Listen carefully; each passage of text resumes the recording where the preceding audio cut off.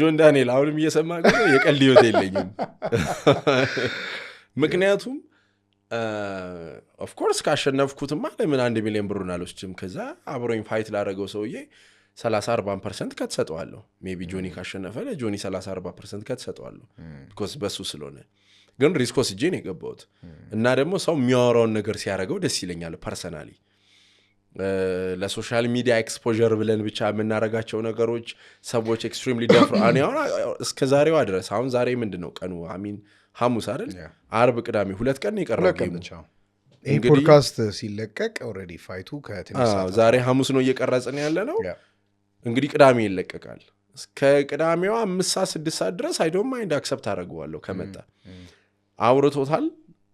1 ሚሊዮን ብር ይዛለው አለ እኔ ያለው አልኩት አክሰፕት አላረገም ድጋሚ ቪዲዮ ሰራው አክሰፕት አላረገም ሜንሽን ተደርጓል እሺ አልፈለገውም ማለት ነው አለ በለዚያ ደግሞ ቢት አረጋዋለሁ ባለው ሰውዬ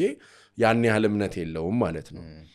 ንቃተሊና ነው ብዬ ሂጄ ቢሆን ኖሮ ሜቢ ፍሬንዲና ክሎዝ ሆኖ የሱን ትሬኒንጎች አይቼ ምናምን ቢሆን ኖሮ ደግሞ ኦፍ ኮርስ ንቃተሊናን ብዬ ከሄድኩም ጥግ ድረስ ሄድ ነበር እንዳልኩ ነው ላይክ አሁን ብዙ የመጣውልን የላይፍ ስታይል ጆርኒዎችን ስነግርህ እንደዚህ ከላይፍ ጋር ተያይዤ ተናንቄ የመጣው ሰው ነኝ መጥቼ እዚህ ጋር ልቀልድ አይደለም ፊቴንም እኔ ሶሻል ሚዲያ ላይ ብዙ አላወራም አላሰጣም ይሄ የመጀመሪያ ፖድካስቴም ጭምር ነውና ከፈለገ መምጣት ይችል ነበር ግን አይ ቲንክ አላመነውም አሁን ሌላም ሰው ኤኒባዲ ባይ ዘ ዌይ